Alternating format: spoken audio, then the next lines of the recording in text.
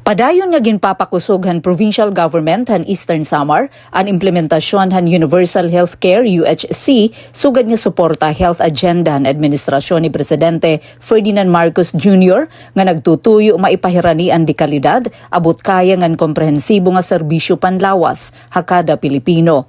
Ha Provincial Universal Healthcare Summit 2026 iginhayag ni Provincial Health Officer Dr. Marian Epifania Esiderio nga padayon ang pag-uswag han probinsya implementasyon han mga programa han Department of Health, lakip hini ang pagparigon han Functional Healthcare Provider Network, pagdamo han PhilHealth Consulta ngan PhilHealth Accredited Health Facilities, ngan pagpahaluag han Purok Kalusugan Program, ha 310 nga barangay, lakip ang 35 nga geographically isolated and disadvantaged areas kun GIDA.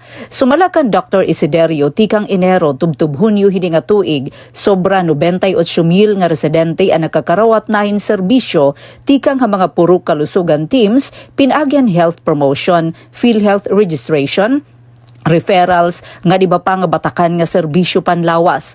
Pulong pahaiya, importante ini nga mga inisyatibo basi mas maipahirani ang serbisyo medikal ngadto ha mga komunidad labi na ha mga kabaranggayan nga hirayo ha sentro.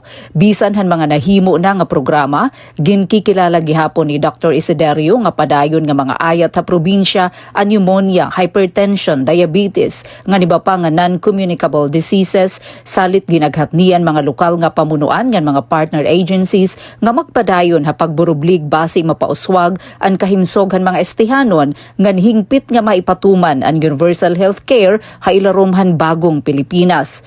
Ha iya mensahe iginsaysay ni Governor R.V. Ivardoni nga importante ang universal healthcare basi maipahirani ang dekalidad nga serbisyo panlawas ngadto ha mga komunidad nga hirayo ngan makuri maabot.